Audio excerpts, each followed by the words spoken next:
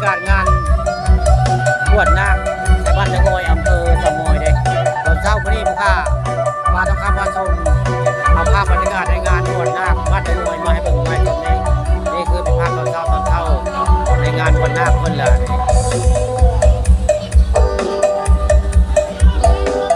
ดนตรีก็คักก็ได้ดนตรีในงานก็ได้งานบวชนาคเพิ่นนี่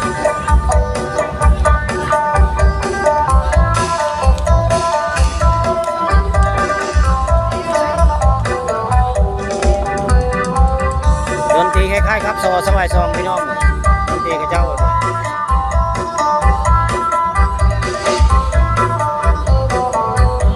เป็นไพ่ครับเบิ่งส่องป่าต้องคำพาชมกับโพดนำกันเด้อพี่น้องโพดในใจวันนี้เอาบริการคึกคืนนะพี่น้องก็ไปเข้าเบิ่งมาชมช่องป่าต้องคำพาชมวันนี้เอาภาพบรรยากาศงานบวชนาคไทยตะโอยมาให้เบิ่งมาชมบรรยากาศคักวันนี้ตอนเช้าวันเสาร์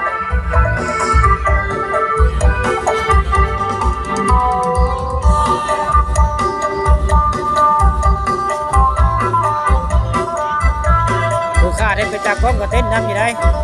ทั้งเต้นทั้งถ่ายได้ผู้ค้าก็ได้คักบรรยากาศวันนี้คึกคืนพี่น้อง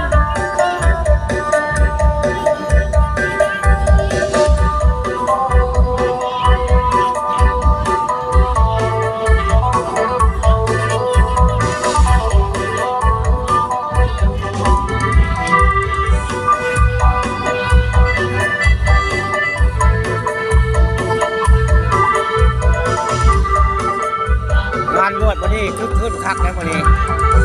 บรรยากาศในวัดตะโอยอำเภอเต่างอย